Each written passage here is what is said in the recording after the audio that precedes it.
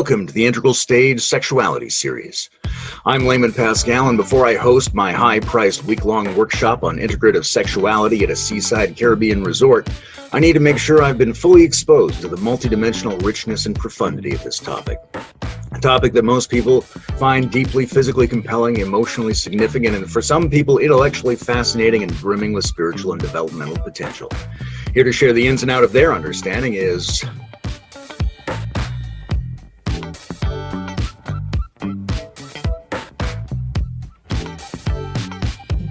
Tell us who you are and where you are. Hi, Layman. I am Tom Clearwater. I'm living in Ontario, Canada these days.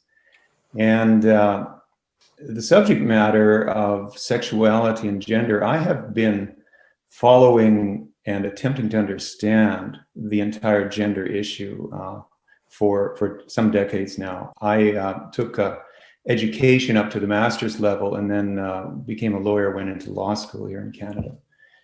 And throughout all of those years and throughout years subsequent to the practice of law and whatnot, an important issue to me was always what, in fact, is this relation of male and female, because it seemed to me that it was fundamental in some way that I couldn't quite put my finger on, that I didn't really understand. And along that way, and this would be maybe 10 years ago or so, I had in what was my own kind of developmental framework, a eureka moment where I thought, oh, geez, that's it. It's like this appears to be kind of like the structure of what gender seems, or at least that's how it reflected to me in that understanding.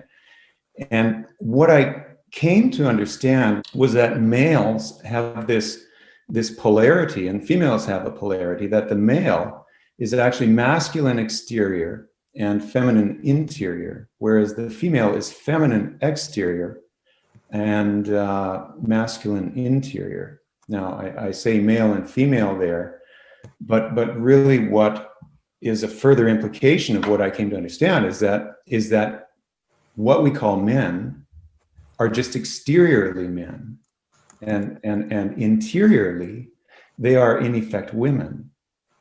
So that male and female, man and woman, masculine and feminine, these terms seem to me interchangeable, such that when you took let's say a really broad look at kind of like the let's say the framework of trying to understand this difference between male and female, I landed for my part in a polar understanding. And that polar understanding, if I could just maybe give a few minutes to give my understanding of what polarity is. Sure. Polarity, for me, if we start, let's say, we could start with one of, let's say, Ken's favorite polarities, which is inside and outside, or interior and exterior. In my understanding of polarity, of opposition, and interior and exterior are opposites. So whenever I say opposition, I mean polarity, I mean duality, I mean something that has two poles that are opposite in nature. When you say interior in a polar sense, interior is not to be conceived as inside out exteriors. This is what I conceive as an error made by a lot of people in their perception, which actually just shows a bias toward exteriority, to say that interior is somehow inside that thing we call exterior. In a polar framework, in an oppositional framework, opposites define each other, and they define each other by essentially being an exclusive difference one to the other. So inside absolutely excludes outside. They're absolutely different. But the simple fact that they are absolutely different means that they are in essence identical, as just merely inverse versions of each other. So we could for instance take the yin yang symbol, the Tao symbol, and if you say yin and yang, you say there's a single S line that divides yin from yang, and that S line is not really a reality of its own in any sense of the term.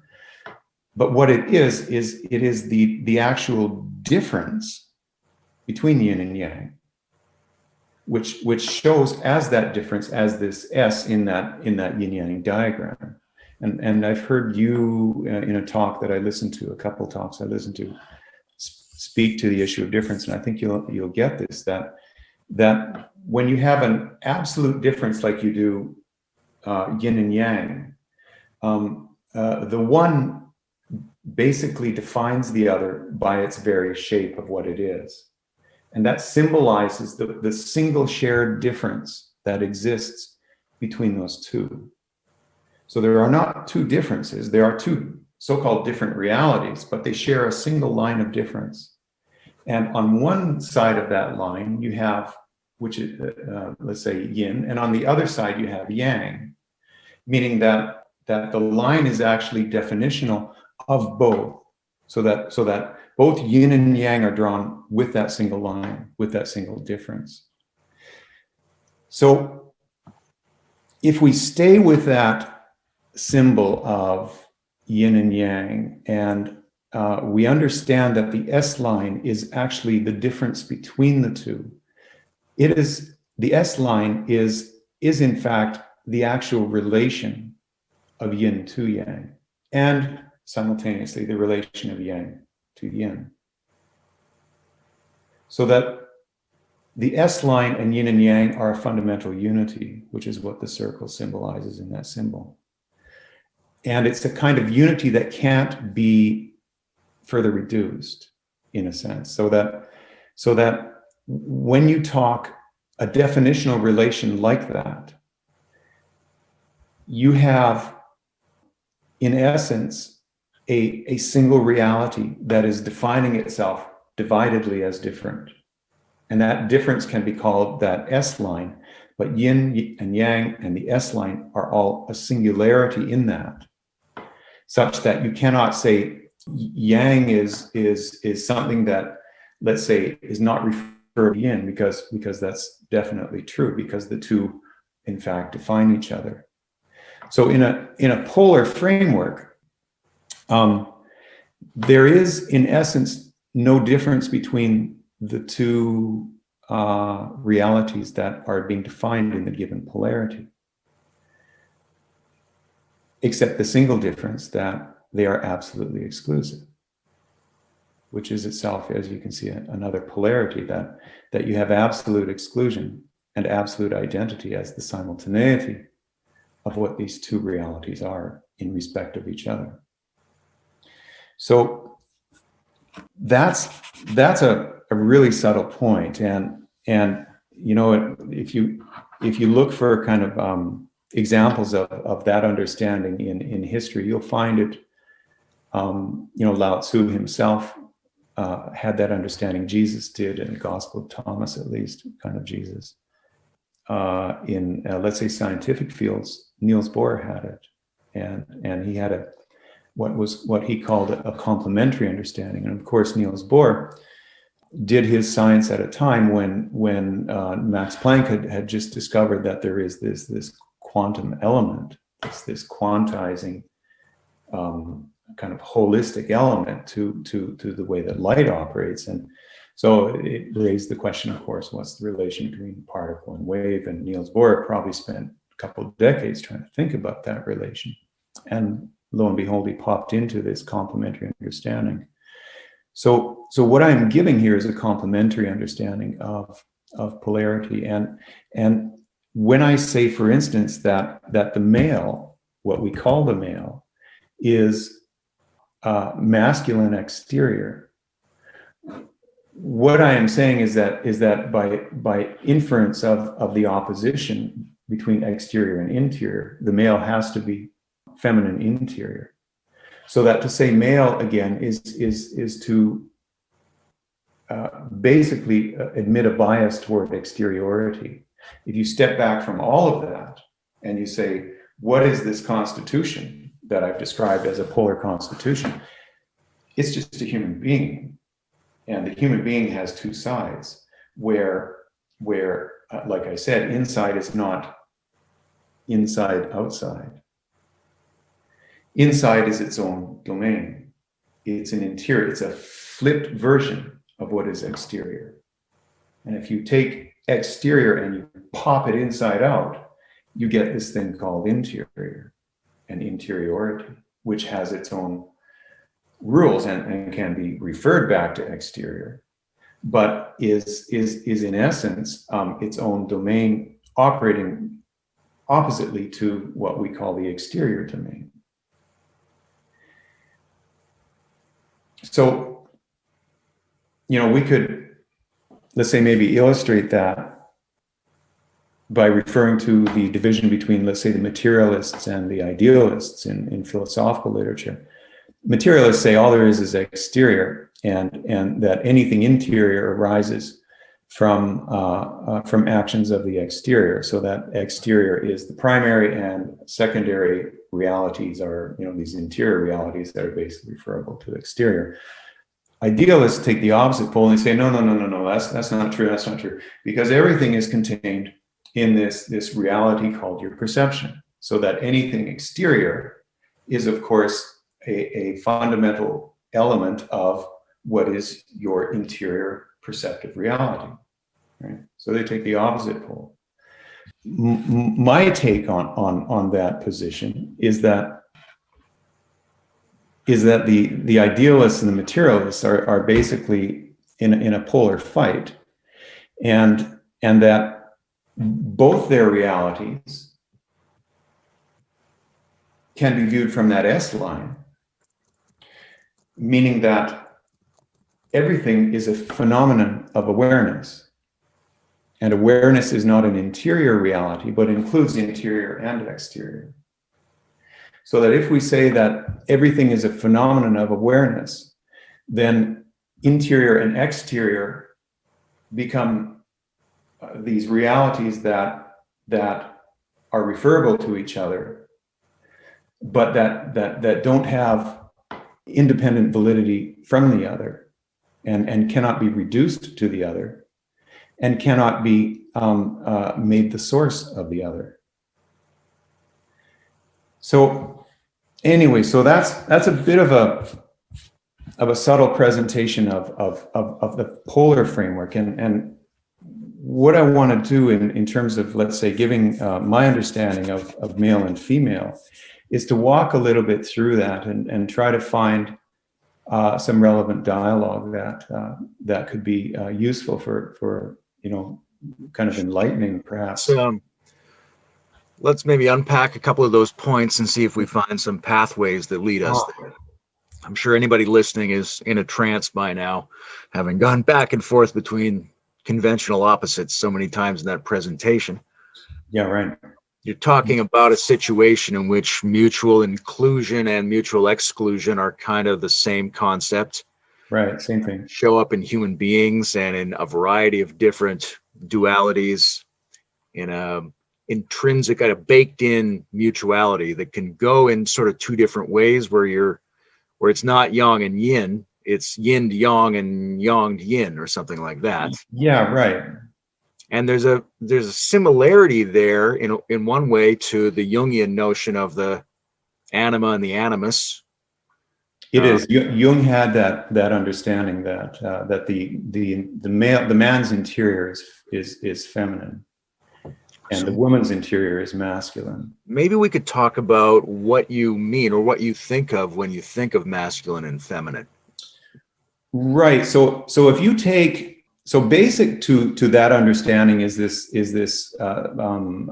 distinction between exterior and interior. And if you look at what is exterior is this thing we call space. And in this space, we have these particles, in essence, that we call matter.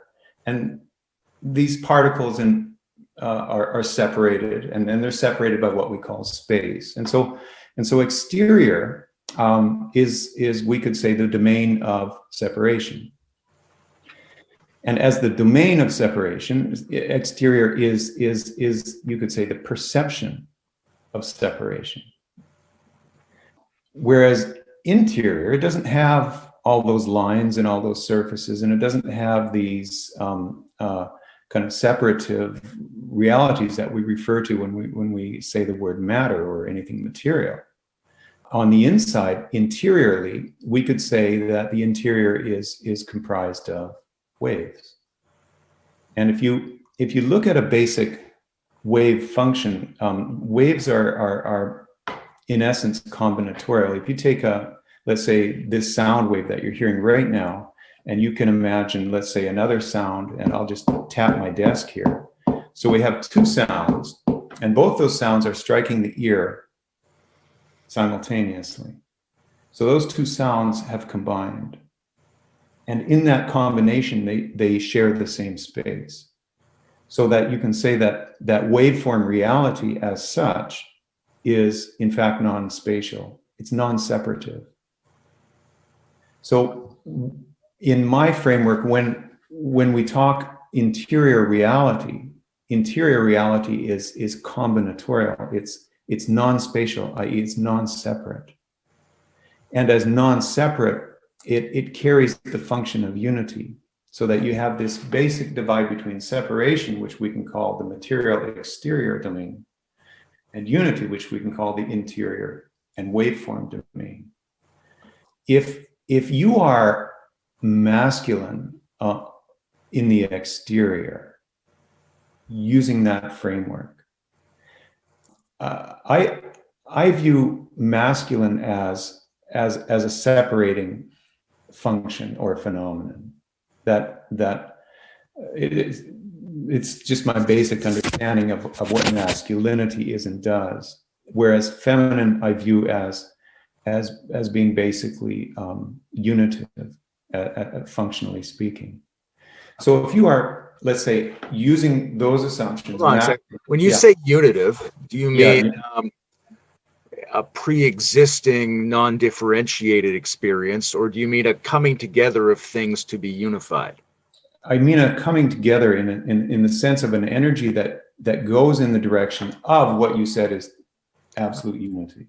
So the absolute extreme of unifying energy or process would be the absolute state of absolute unity, where there is absolutely no differentiation whatsoever.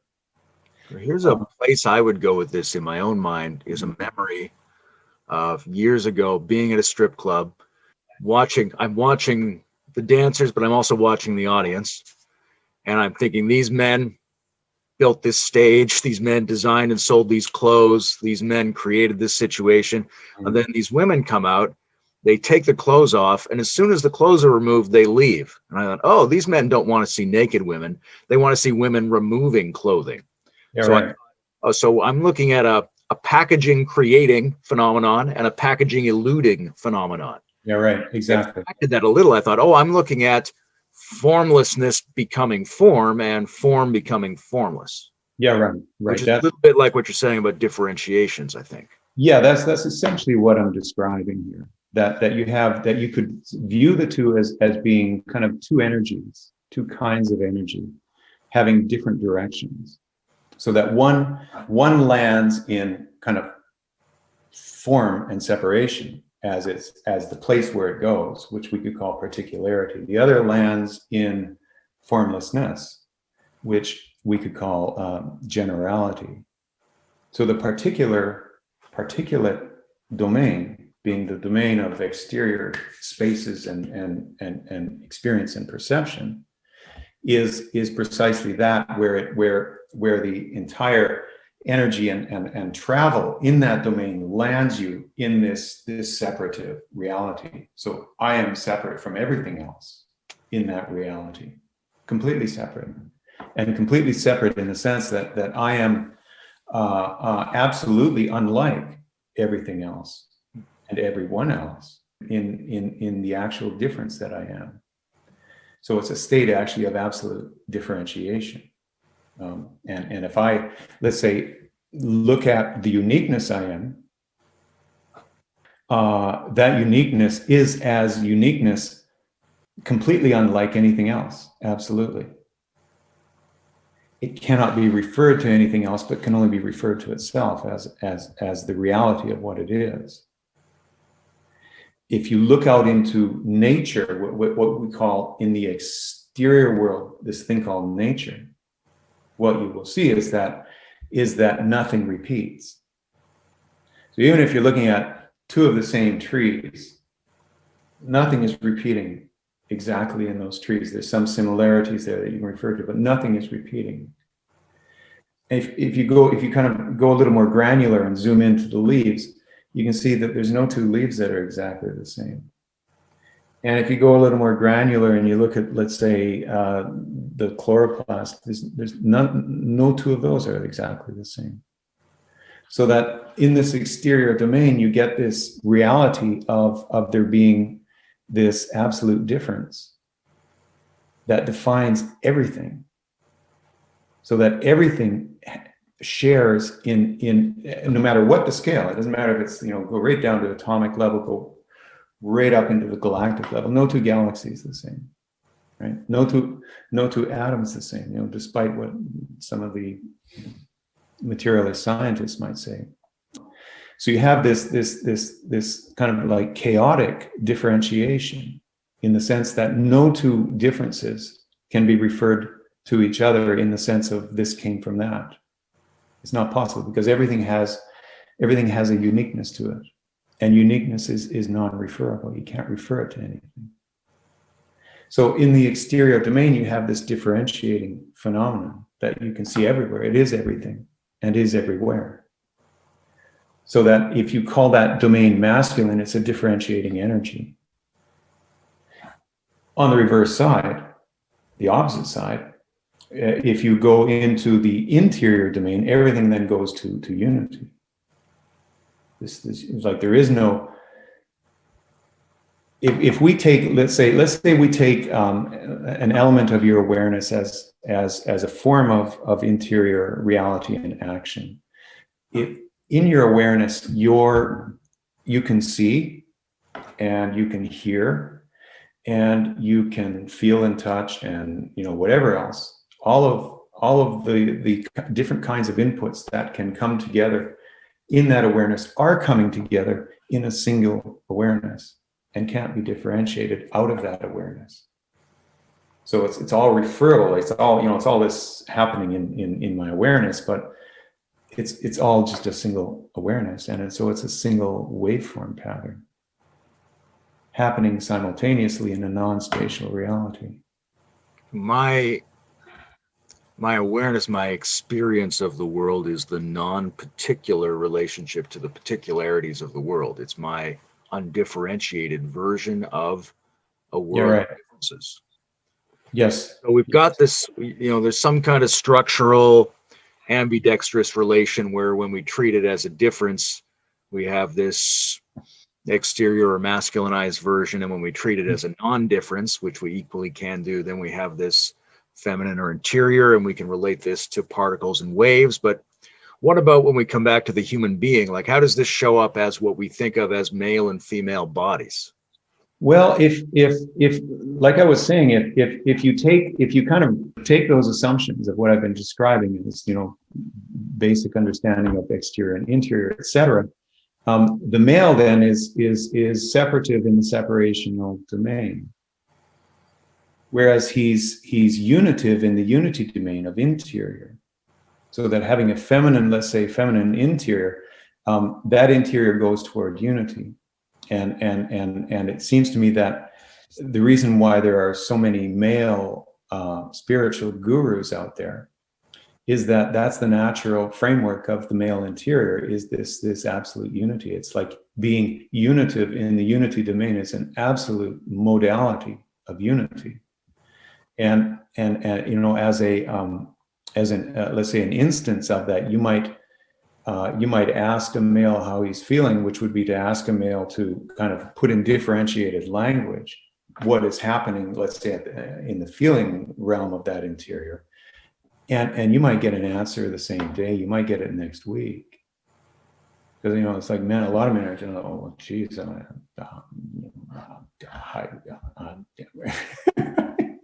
Right. is typical male behavior, where the male has a unity functioning going on inside. You ask a woman how she's feeling, she'll give you 49 definitions. So she's got high differentiation on the interior. He's got low High differentiation on the interior. Right. And the female is let's say on my framework again, unity functioning in the external domain. So that she's all about connection, and not all, but her primary leaning is toward communication, communion, connection, care, which is a form of connection with others, empathy, etc. Those are very strong characteristics of what I experience women to be. Let's say on the bell curve. There's always exceptions, but in terms of a bell curve reality, that's what I see. Men, on the other hand, they tend toward objectivity and separation, so that separation for its part is in a sense objective reality, so that men want to talk about theories and things and all that, all that kind of objective stuff. Whereas women, they want to keep it personal. They want to talk subjective. And in the female motivation in that regard, what I see is that she's wanting a kind of connectedness in that separated reality we call exterior life. And so she becomes this reality of making those connections between people and between experiences, even in referable to those exteriors. So the it's like the peak archetype of the masculine then is the illuminated guru, who has a complete undifferentiated interior of which they're very aware, but they stand in an almost absolute differentiation to the other people with whom they deal. They are uniquely representative of that non-differentiation. Absolutely. That's your quintessential extreme form of male, who completely, he's like Ramana in the cave, right? He's completely antisocial. And you can come up to those people and it's like, they're aware of you, but they're not going to really engage, right? You can see that in certain photographs of someone like Ramana, where he's sitting there and he's got this, he's kind of like somewhere in the middle distance, but he's not really connecting at a personal level. So the quintessential male function in the extreme mode is precisely that.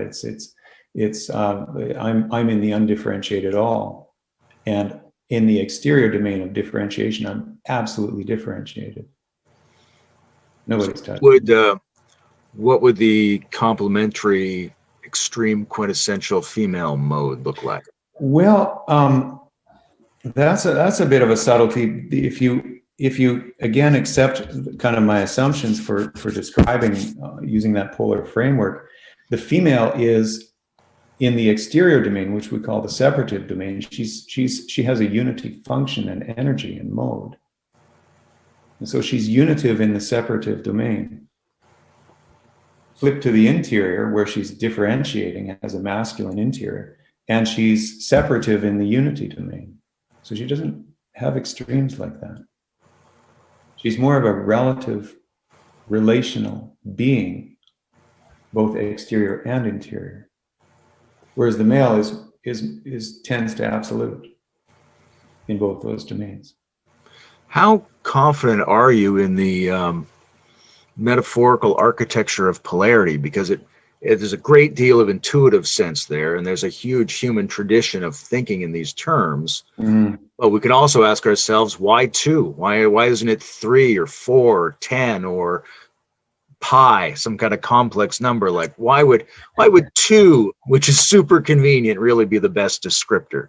Yeah, convenient, right. Or is it really indicative of the structure of the world? What's your feeling on that? That's a very deep question. It's like asking, why is reality real?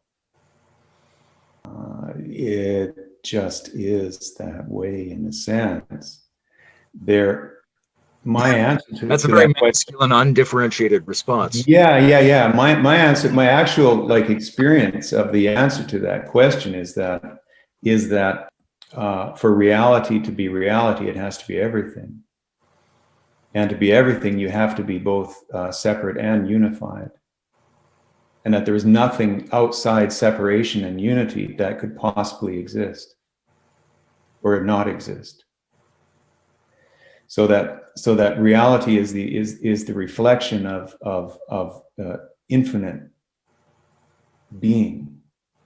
That to be infinity, to be reality, for reality to be real, it has to be everything possible and everything actual. And there is no, like I said, outside of a polar description. And this is what Niels Bohr meant by outside a quantum description in quantum physics. There is no further description. That is the totality. And so if we say, for instance, if we back off into, let's say, the being framework, and I'm just sitting in the being framework, there is no explaining the source of being, because it just simply is. And to incorporate that reality into our, let's say, our normal modes of conversing and theoretizing and perceiving and whatnot, it's going to import, like you said, an intuitional element that can't be further, analyzed. Because you can't analyze being as being. And Bruce and I have had kind of conversations about these kinds of terms for a while, for many years we did, where I have taken the position that in order to analyze, there is always someone there needing to be analyzing. So that anything analytical requires a metaphysical reality as part of the entire description of what that analysis is. So that in order for there to be any form of calculation, there has to be somebody there calculating. That in any description whatsoever of anything whatsoever, you will have an assumption there that there is something or somebody there being that and doing that. And that you can't get behind that, because the attempt to try to jump behind that is that being trying to jump behind itself, and it can't. It's not possible, because it's still there doing the very same thing. Whatever it's doing, it doesn't matter. It's still there. So that a proper, let's say, a proper physics has to incorporate metaphysics as the polarity that they actually are, because they necessarily assume each other. So you're totally right about there being this intuitional element that enters into the languaging of these polar realities, because part of any polar reality is that general pole, that metaphysical pole, that universal pole, that pole of absolute unity. Everything that is differentiated refers to unity, to that state of absolute unity, as the fundamental differentiation of what it is as difference. And so in that polar understanding, you are left with a kind of perception that includes that very, very deep feeling level, which is a feeling of unity. It's a feeling of everything is one. I find one of the ways I work with that a lot is through questions that present a false binary, which is I very often with people, I want to say, let's talk about it. Is it the one that can be described, or is it the one that can't be described?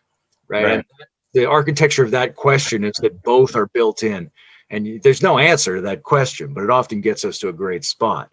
Yeah, right. But maybe Right. let's, if I could circle back to masculine, feminine, I think there's a question here around how you conceive their dynamic relationship, right? Like masculine and feminine come together in eros, they come together in creative production of offspring, they come together in a lot of different types of relating. So how do you think of the fundamental energetic relationship between these two operations? Or is that? Well, yeah, well, in my kind of framework, in my experience of it, their dynamic is in fact a dynamic of polarization, of polarity, of opposition as such. And that if you, for instance, if you look at, let's say, basic process let's say, let's try to bring this down to some level of practicality. You look at basic process in a relationship. What you so often find is that the partners, the couple, find themselves periodically in a state of conflict, and in that state of conflict, what I see happening there is that you have a kind of differentiation taking place between them that has reached a certain stage where push has come to shove, in essence, and they have basically put on the table something that is completing in a polar fashion. And so you get this polarizing kind of differentiating quality to the actual process between men and women, where once that reality has resolved, in that kind of thing that resolved, what you are left then is a coherent relationship. So that ultimately male and female are in a relationship of coherence. It may take some process to get there, but the coherence is actually the ground state of what polarity actually is. So if you look at, let's say, anything material, all matter is the polarity, and as a polarity, it is coherent, and so it doesn't break apart. It doesn't self-dissolve. So you have this ground state of coherence between these poles, and then something like a polarized oppositional charge builds up, and then it gets processed, and then there's a return to complementary coherence. It's perhaps the process I was describing is perhaps kind of best viewed as the process that a single cell undertakes when it divides into two, and in that division process, there is a kind of a polarizing that takes place inside the cell, where the two DNA fragments split apart, and they become these DNA realities in a kind of a polar energy. And you can see photographs of cells dividing, where you can see it's a bit of a light show, because you have all of this activity occurring in the polarizing process, where in completion of that, you have closure upon what is then two cells. And I take that to be an analogy to polar process generally, that when you have two polar realities that are coming into manifestation, they will come into manifestation through a process where one pushes against the other and basically negates the other. And after that process is completed, you have a completed coherent polarity that has developed itself, and in the cellular relation, it's a relation of now two cells that are coherently a unity. So if you take that initial division again of a single cell into two, those two are in essence a single cell operating with that differentiation that has then occurred. Same with any given polarity, that what happens in essence is that to manifest a polarity as a polarity in a development from an undifferentiated state, you have this process where the two push against each other, and there's an energy of, you could say, negation. So you've got like a relationship as an entity, and within that entity, there's a polarization and a kind of charge, and then a generative fissioning, which doesn't become, it doesn't sabotage the coherence of the original relationship entity, but may lead to a higher degree of individuation or functional differentiation within the coherence. Right. Like, it's work in terms of right getting along, and then there's a charged issue, whether it's positively charged like sexual attraction or negatively charged like an argument, and then they get over it.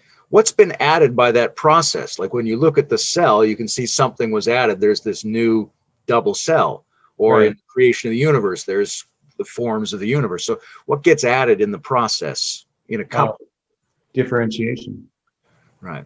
So that each party is more clear about themselves as members of the common entity at the end of the process. Right. They're clear about themselves.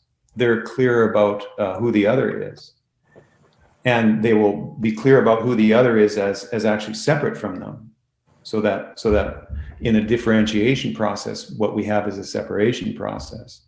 So this is giving full recognition to the reality of separation and the process of separation as being a process not counter to unity per se, because you start with a unified, let's say, single cell, and in the cellular analogy, you go to two cells that are, in essence, in unity, but you have added the differentiation factor, so that it's got this, it has this archetypal kind of characteristic about it, that it moves to greater differentiation within a unity that is never not that unity. And yet you can differentiate stages within that differentiation process to say, okay, there is no differentiation here in this kind of so-called initial state, comes out to a differentiation process where you have identifiable differences at the end of that process, where there is a unity throughout. So that in any differentiation process, you're basically saying, I'm not you. I'm me and not you. And in being not you, I am in essence negating you. I am, it's a way of saying or being that I am excluding you from what I am and from who I am. And in that process, you become more you and I become more me, differentiatedly. And yet, because we are kind of, let's say, in that differentiating process, negatives of each other in that sense, it's a yin-yang S-curve that basically describes every difference in the differentiated world. I'm curious about alternating polarities. Like there's two forms of electrical current. One where the two poles stay constant, and the other one, alternating current, where they flip back and forth constantly.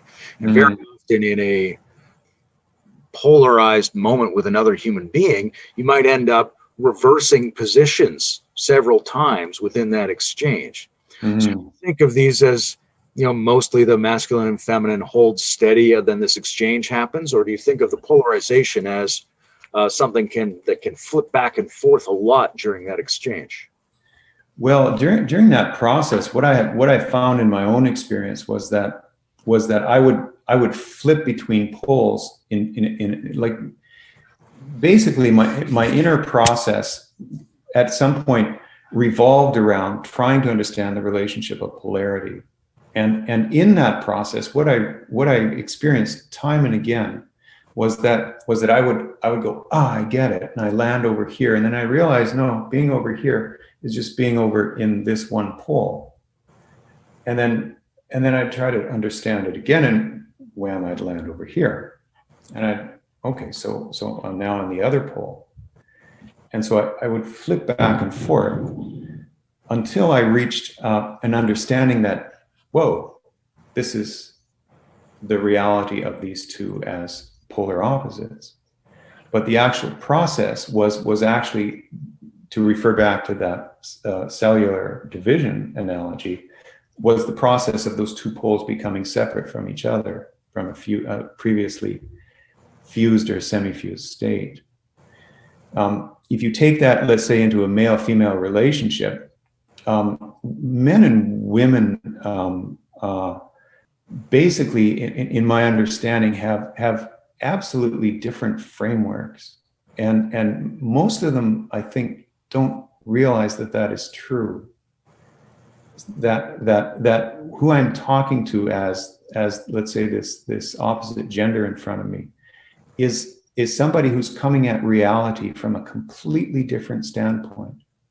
And so that when I say words to a person like that, they get the words and they get the logic of the words, but they get it kind of in inverted fashion, and it has an inverted meaning in their universe. And so when you see men and women who come into conflict, there's something about that kind of that polar confusion that they have of each other that arises as a point of conflict between them, where they go, hey, hold it, you're not understanding me. You know, the woman will do something and the man goes, listen, that's offside my values, and why did you do that? And she's going, well, I did that because I always do this, and you did that. So bam, and they're into this conflict that will be conflict number 1,000 or whatever it is between them, where the eventual resolution is an understanding that, wow, we are completely different in the way that we are, completely different in our assumptions about what is real, completely different in our ways of processing anything that comes to us. And that difference is something that they have in common, which is part of their differentiated coherence. Yes, absolutely. And it becomes coherent when that difference is realized as such, and when in that realization they realize that, well, we are actually a unity in this. Do you tweak this or nuance this kind of understanding for a world that's prominently trying to deal with questions of homosexuality, transsexuality, unisexuality, things like that? Mm-hmm. Like, what do you do to this form of understanding to make it applicable to the plurality of sexual identities and couplings? Yeah, that's often what I see in society is kind of like the patterning according to a bell curve of realities, where you have on either side of that bell curve you have exceptions, and in terms of, let's say, gender identities, like you suggested, there's all sorts of things that people want to do and want to try and want to feel and experience and so on, and I don't want to overlay a kind of like a new kind of sexism upon people's experiences, because reality is too differentiatedly infinite to kind of so neatly be divided in that fashion. And so I tend to rely on a bell curve analogy and on noting that there are all sorts of ways that people can find these realities in their relating with each other and with other people. So that's about as far as I'll comment on. I don't want to exclude or offend, let's say, the gay community. I suspect that what you mostly find is that you'll find in a given couple, you'll find a certain polarity there, that one of the partners will will assume a more masculine, the other will assume a more feminine kind of position or energy.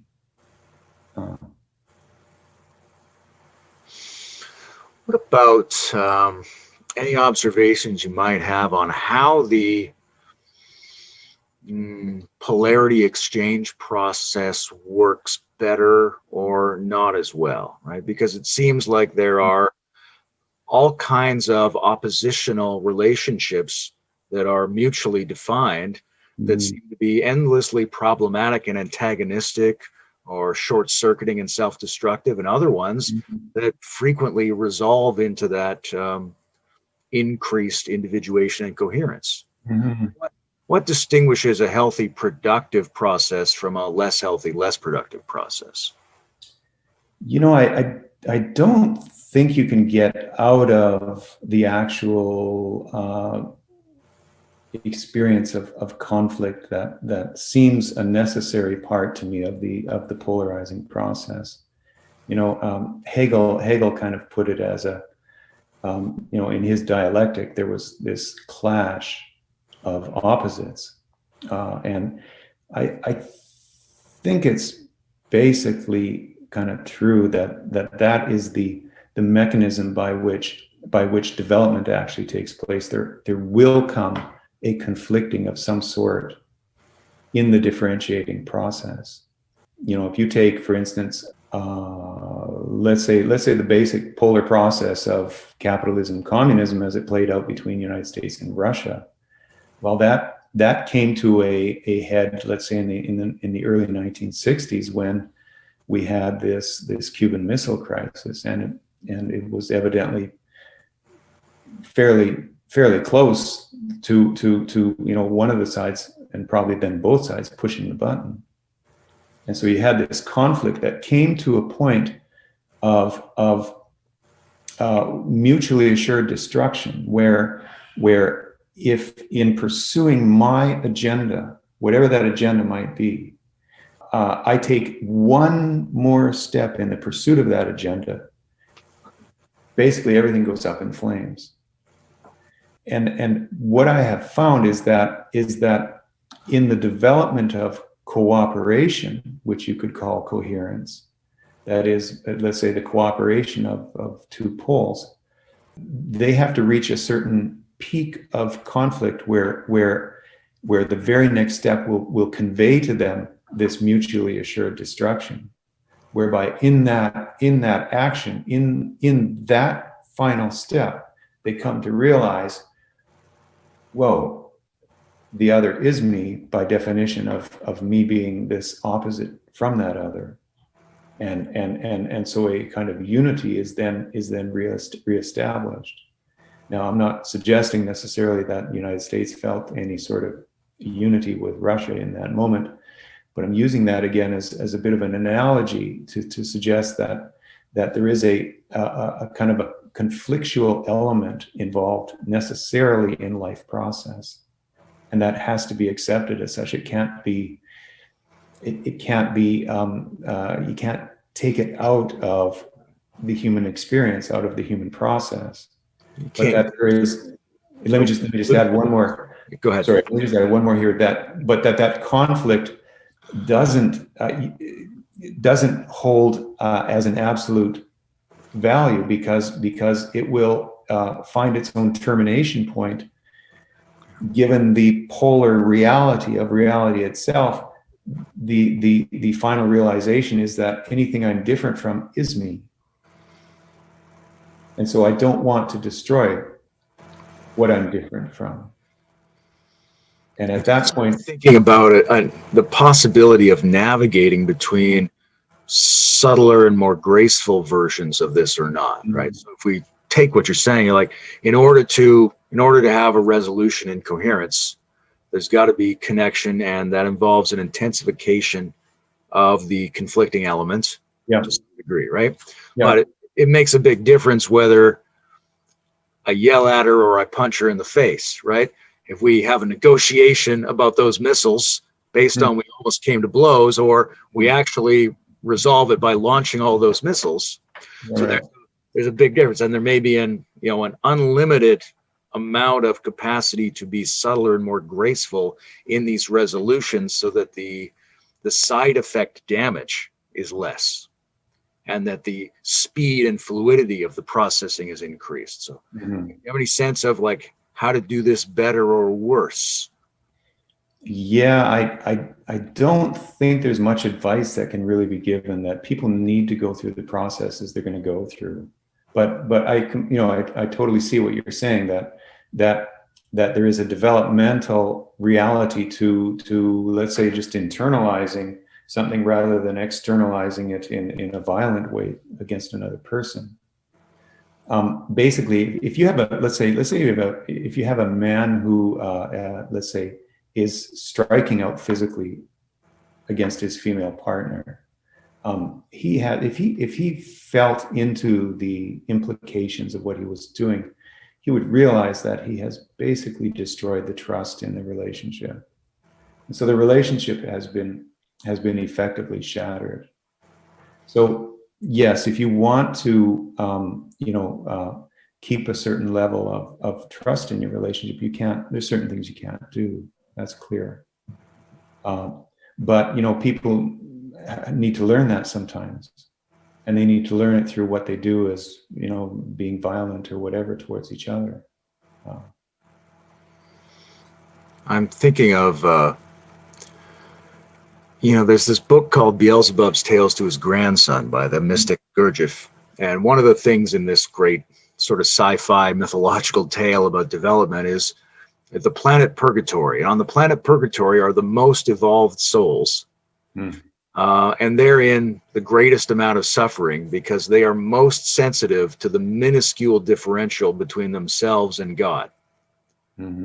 Right? So there's a conflicted identity of increasing subtlety because everybody else thinks they're in the best, most paradise-like condition. Nonetheless, for them, even at that extreme level of subtlety, that intensified conflict potential is still there. They're still in a differential, and they still have to do something to intensify that in order to achieve that final or more transcendental next level of coherence that they're thinking about. Yeah, so right. It seems like there could be very crude, gross, destructive versions of this process, and an endless amount of extremely subtle versions of this process, but that it's still going to be there, as insofar as there is being, that structure is going to be operative somehow. Yeah, I don't think you get out of that tension personally. I don't think you do. If you go to the Hindu mythologies, they're Kali, right? Chop your head off. And this they're speaking from an archetypal standpoint, right? They're saying this is archetypally what reality is about in some sense. So if we just take a unified perspective on reality, we say reality is all of that. So it always includes everything that it is and could be and has been. So part of reality, yes, is conflict, and I think that needs to be accepted as such. That what you have is a kind of tension that in kind of groping into a new space, into something new, there is a definite potential for there to be destructive effects occurring kind of in the midst of whatever is happening there. And destruction is of course just one part of what reality expresses as in certain situations. I don't think you can get around those realities, and I think it's and if we can talk male female a little bit about, I think the female perspective is one that admits more readily of conflict. That she does battle. You look at a woman, and she's constantly battling with her mother, right? And men are kind of like placating and don't do the unity thing with the family, and the woman is in there conflicting with her sisters, with her mother, etc. And so it's a natural, I think, it's more accepted, I think, by women that there is this reality of conflict that can occur, and that you want to to develop an inner strength to be able to traverse that, and yes, traverse it in ways that are not going to be too destructive, but also in ways that reflect back on you in terms of your own development and your own development into a powerful being. I asked Bruce a question, and that I asked several men. I said, who starts the conflicts in your relationship more? Is it you or is it your female partner? And the answer universally with the 6 people I asked was, well, it's the woman. And I say, well, what's happening there is, it's like, it seems to me that, if you look kind of historically at the development of gender identities, you see kind of historically that men went out into their work world and they defined kind of doing that activity, which is typical male. They go out into kind of an objective framework, which they call work, and they want to do something as work to basically pass their time. And women went into the family, and which was completely kind of a subjective realm and activity, raising children and raising the family, etc. So back in, let's say, the 1950s, men really kind of defined themselves as being, these separative individuals who do something objectively in the objective external world. Women define themselves as kind of raising children and being, in that subjective field constantly, and developing themselves within that field. You see historically that eventually women wanted to enter the workforce, and I take that as the time when that kind of gender differentiation had reached a certain termination point. So that women wanted to enter the what was then the kind of traditional male domain, and they found themselves, of course, having to constantly fight for any sort of territory or rights in that realm, which they did, and they were able to make a lot of movement in terms of gaining some access as getting closer to being equal partners in that domain.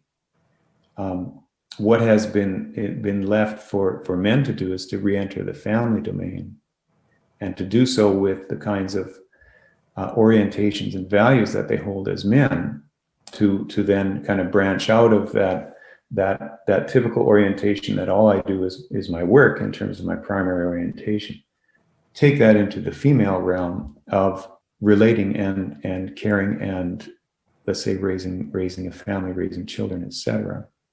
It seems to me then historically we're at a kind of a juncture now where men are going to ever more enter that kind of lifestyle, where they will be more actively involved in their children's lives, and in that process we'll find that what they bring to bear in that context is something very different from what the woman brings.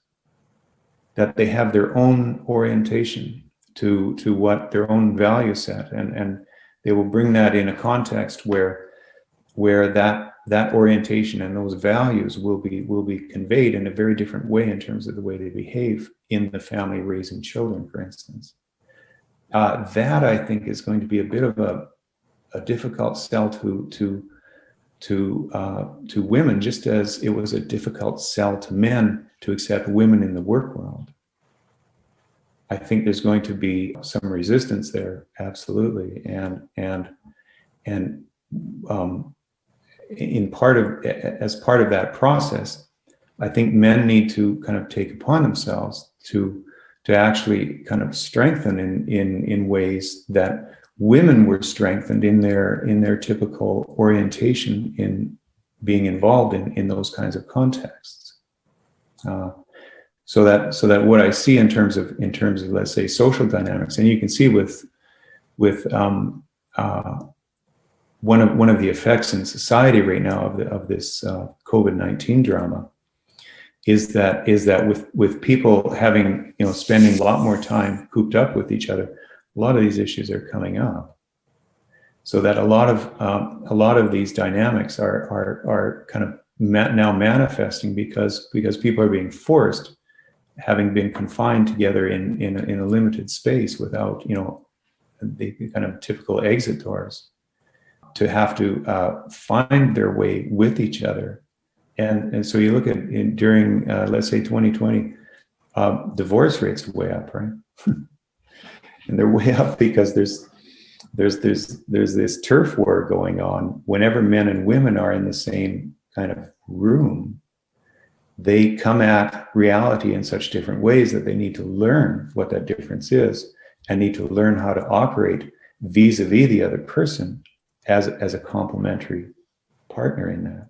Yeah, I think that learning and that renegotiation in ever subtler contexts is a really beautiful image, because the classic idea of he's gone out to war or to hunt or to work, she's with family, right?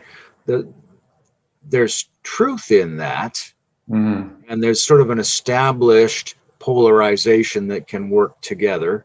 And they're very, in a way, very basic, very crude, very clumsy separations, like having a bathroom for the blacks and a bathroom for the whites, sort of thing.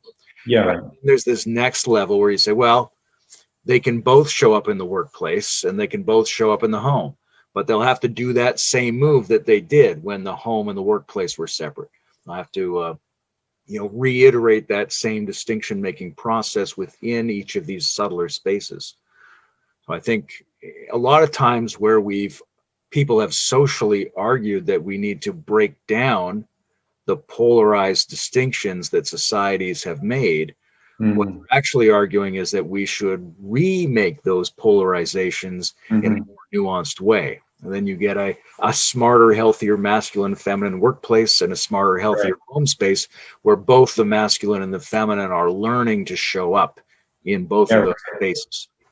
Yeah, right. That's an awesome way to put it, Layman. That the first, let's say the first polarization, if we describe, let's say historically, with let's say gender identity in the way I described it, as men out to work, women in the family, that then needs to give way to a second process which differentiates them. That when women, let's say, come into the work world, they're going to do things differently.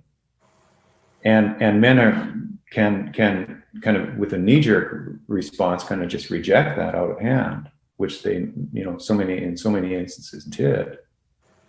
But the fact that the woman has a different orientation means that she has a way of kind of working in the work world that cannot be matched by the man, because she has all the skills built up from that different orientation.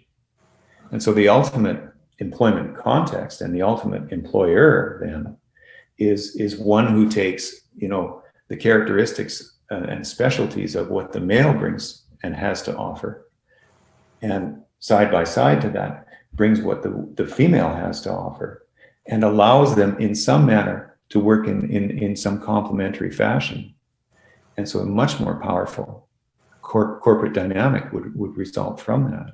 If you've got some smart HR people and ideas to be able to kind of bring that together. But it's precisely what you're saying, is that it lends to a greater differentiation in the work context, that you have now not just this typical male masculine approach, which you can see in that series Mad Men is a good series to show that, where you then differentiate between the modes and get a more powerful outcome as a result.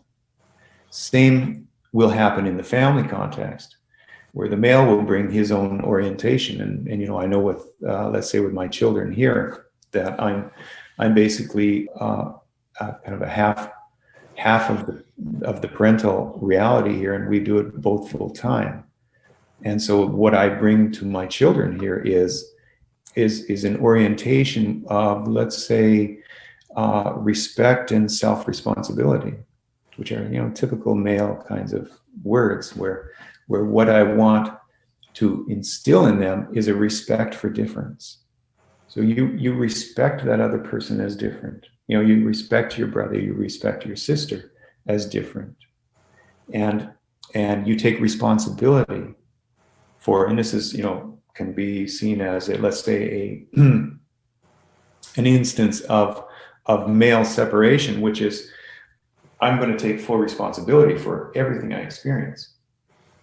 And I'm not going to project onto you or cast onto you or blame you for something that is in essence my doing, if that's the case. So that orientation I bring to my children. It's very different from the orientation that my wife brings, which tends not to have that kind of separating dynamic to it. The both of those together is precisely what our kids really need, because they will get from Anna, they will get ways of being with themselves that are very inclusive of other people and caring, and how to put that, they learn in a kind of a really subtle relational way who they are vis-a-vis those other people. I come in from a different angle, and I give them an ability to differentiate within themselves things that they're feeling and experiencing, and to withhold acting in ways against other people that would violate the very terms that they exist with themselves. And so that kind of parenting then tends to be very rich when the both are there. And it has taken some process for us to realize that, wow, you know, she's just operating from a completely different framework, and I'm operating from a completely different way of being or operating. Is let's say, in the terms of the other, kind of negative or anti-parenting in a sense, because I don't live in the terms of that other. I live over here in my referential world. And once a person is able to understand that, you go, oh wow, right. She's just acting from her own very different world, and I'm acting from my own different world, and I don't need to interpret her as though she were doing something if she were me, but she isn't. Same thing can happen in the work world. And like you said, this is a differentiating process where suddenly you get to a much kind of like subtler level in terms of what you can actually produce in the context in question, whether it's, you know, work or family or whatever it might be. You know, it could be an artistic venture, et cetera, where if you can bring in a polar dynamic as such, which is, it's difficult to sustain a kind of absolute separation that requires that is required because you know, it's like there's this feeling that separation is difficult, but you are actually in that sense completely separate as a person defining a space that is opposite to anything to which you are opposite. If a person can get through that and stand, you know, past that threshold, then there is that wonderful thing called kind of coherence that will arise in terms of the operations of whatever you're talking about. Again, whether it's work, family, or whatever.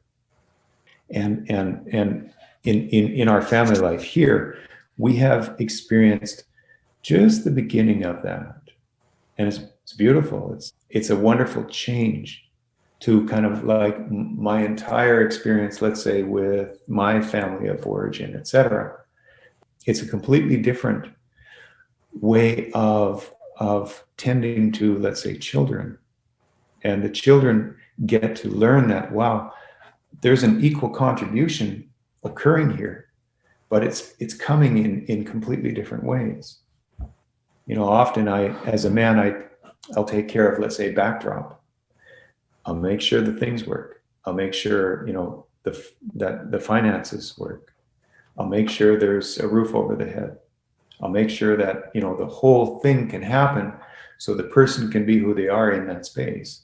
And so I'm kind of a bit of a builder of the framework, as it were, and it tends to be backdrop.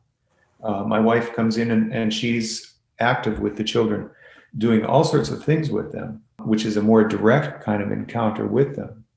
And yet those two contributions we have come to recognize are both essential. And in that, what I have then learned to do is to bring that orientation and bring it to the children in a way that connects with them. It's awesome. It's an awesome process.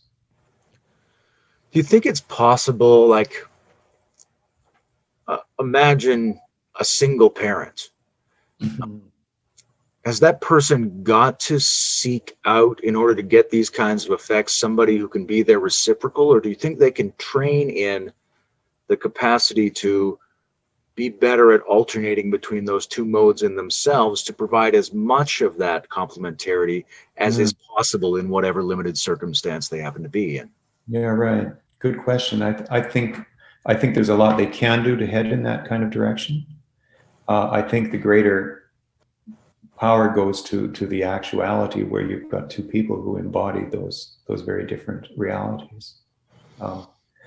I think there's a basic limitation in reality that says, well, the more powerful position will be where you do have an actual polarity. If you take, let's say, a man and a woman in that context, a man is spending a lot of time every day being a man and specializing in that, and a woman is spending her time being a woman, specializing in that. So you have 2 times 24 hours in the given day in a developmental stream, as it were. If you have only one person, that person can at best give half the time to either modality. So I think it's a restricted, limited phenomenon. I've found myself thinking about the internal human polarities, left and right, conscious and unconscious, thinking and feeling, and these kinds of linked dualistic relationships within ourselves. And then I ask myself a question like, am I now being feminine in the sense of differentiating the interior, or am I being more subtle, because that whole internal structure that I'm looking at is the exterior, and behind that is an undifferentiated, so that I'm doing the masculine experience but I'm just doing it relative to subtler inner functions, because it still has that feminine interiority that we expect of the masculine. Or am I being feminine in that mode by treating my interiority as complex and differentiated? Both, it seems to me. Yeah. And if you push any of these polarizations far enough, you flip into the opposite anyways. Ultimately, if this entire universe is unified, there is no difference in that sense. And so you're gonna find that any experience can be resolved either way in that sense. I think that's the image of yin yang again, that you have the little black circle in the white fish, right, and the little white circle in the black fish. And so the reality is that either are in fact the other, if just taken from a slightly different angle. So it's not yin versus yang, it's yang to yin up to a point and yin to yang up to a point. Yeah, that's right. Falling into the deep, eh? What about politics? Here's an idea that comes up for me sometimes. Seems totally implausible, but I wonder about your take on it. Like here in Canada, we have 2 chambers of parliament, where one is appointed and the other is elected. Yeah, right. It's like the Americans have 2 chambers. They elect both of them. They do it slightly differently. What if we replaced this with a masculine and feminine chamber? if you had male, female, bicameral legislatures, do you Mhm. think we'd have better politics? Well, I think that's essentially what we have with, let's say, the traditional conservative and NDP parties.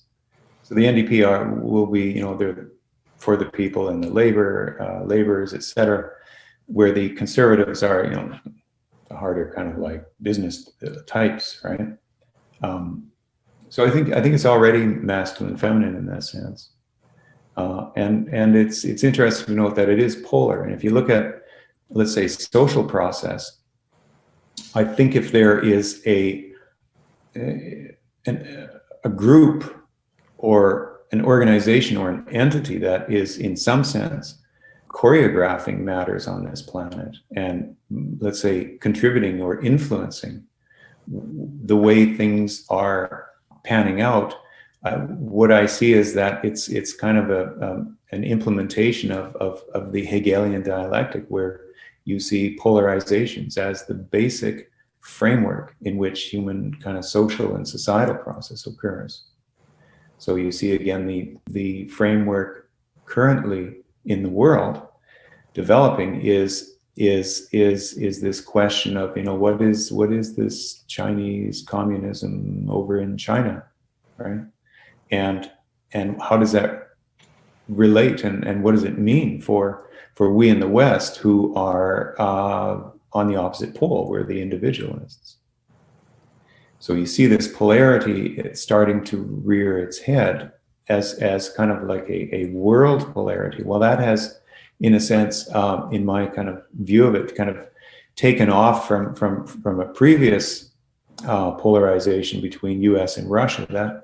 That was dismantled, and this new greater polarization is now occurring. And to take that kind of one step a little deeper, you have the Trump phenomenon, which appears to be a populist movement, so that what you have ultimately is populism versus communism. And in the communist state, in the communist domain, as it were, this will be the global domain. You have all the globalists, including all the previous monopolists, like let's say the Rockefellers, et cetera, who built up all these monopolizing industries, who then became de facto the global industries, who de facto then became the globalists, who by definition are in a sense communist.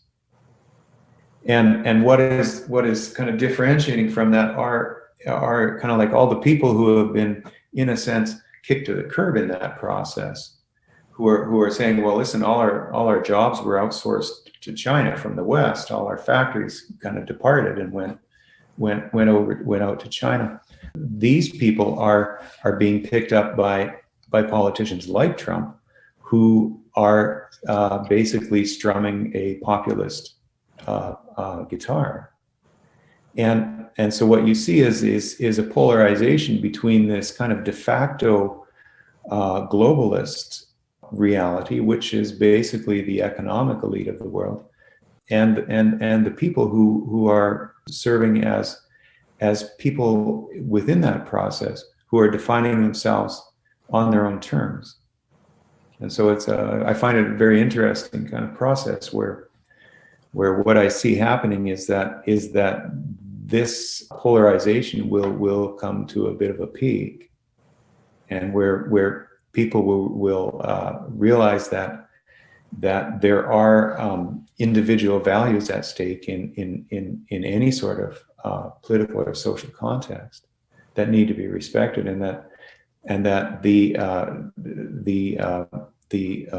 commercial, corporate, and governmental elite who let's say through the Democrat Party and through the Chinese Communist Party, that entire group of people are going to have to realize that these individual values must be sustained.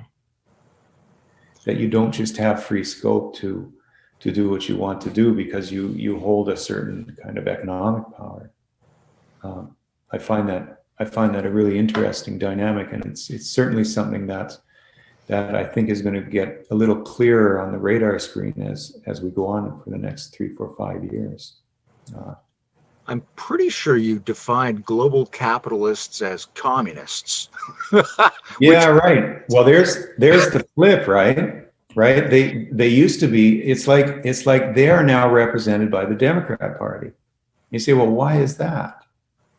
Why is it that Democrats are representing the global elite? Well, it's because they're global, and the Democrat Party, I think, is in that sense kind of naturally predisposed to that kind of global communist reality. And so if you read the alternative news, let's say you go to Epoch Times, which is like a pro-Trump kind of newspaper, they're constantly showing how the Democrats are working with the Communist Party over in China. This is what they're saying. And I think that's relatively true. You know, it's like you say, well, who built up China? Well, it was American corporations. And so what you have is this natural infusion of American corporations over in Chinese societal development, basically, big factor in that development. And so you have this. It's like the monopolists, who used to be primarily the Republican Party in the United States, are now Democrats. How strange is that? And the Republican Party is going, well, what's left for us, right? And they get someone like a Trump who comes up and talks to the people in certain ways, and suddenly he's elected. Amazing. These polarized differentiations are so dependent upon specific contexts, right? Like you're saying, you have, I mean, if you think of libertarian versus socialist, but then you think of a lone socialist like Bernie Sanders standing up against democratic internationalists, and you go, depending on which cluster I look at, I'm going to get a different readout on the polarization, but the structure of the polarization is pretty constant across those different contexts. Like I sometimes will say, if the log is masculine, the beach is feminine, but if the beach is masculine, the ocean is feminine. Yeah, right. The beach could be either one, depending on how I frame it, but the structure I'm describing remains constant no matter what the framing is. Right, exactly. Yeah, and you can see that. You can see that with Bernie Sanders and his kind of definitions that he takes onto himself are fundamentally socialist, right? And yet the people who are the internationalists are as internationalists ultimately socialist, because they're internationalist. And so naturally the Democrat Party, again, working at the global level. I think what's going to happen in the United States is that you're going to see this tension develop, and what you're going to see is that the Republican Party is going to define itself as populist. I think that's the turf that is left over to them, because I think the ship has sailed otherwise. I think it's, the business elite have gone global, and I don't think that's going to change. I know personally, as a society, I don't think we want that to change. I think we want an established collective domain, which is what they will very probably represent. So that what you're probably seeing here is that government as the collective domain is now morphing into this global phenomenon, which includes all of these big players like the Amazons and the Facebooks and whatever. They're the ones defining collective policy now. Whereas collective policy used to be the kind of like the sole domain of government. Well, government is now a second party in that. And it's becoming non-governmental. So I think as a society, what we're seeing is this division of collective from individual, where collective is now kind of in process of trying to define itself, and what does it mean that we are collective, and that we are, let's say, the big companies that basically run collectively on this planet. It's becoming, in a sense, privatized in that sense. But I think what's, again, developing is we are seeing the development of a true world collectivity, And that is polarizing to its opposite, which I think will be the populist movements around the world, that they will see a certain place for themselves as defining individual values in the midst of and in the face of this collective reality that's defining itself. This is a very interesting place to end up in this discussion. It's easily been the most abstract of these talks on sexuality. I want to thank you for, walking us through your Hegelian Taoist notion of polarized gender identities at all scales of the cosmos. Got it. Tremendously fun, and has an interesting, pleasurable, spaced out resonance for me personally. Thank you, Layman. It's been a lot of fun. Appreciate it.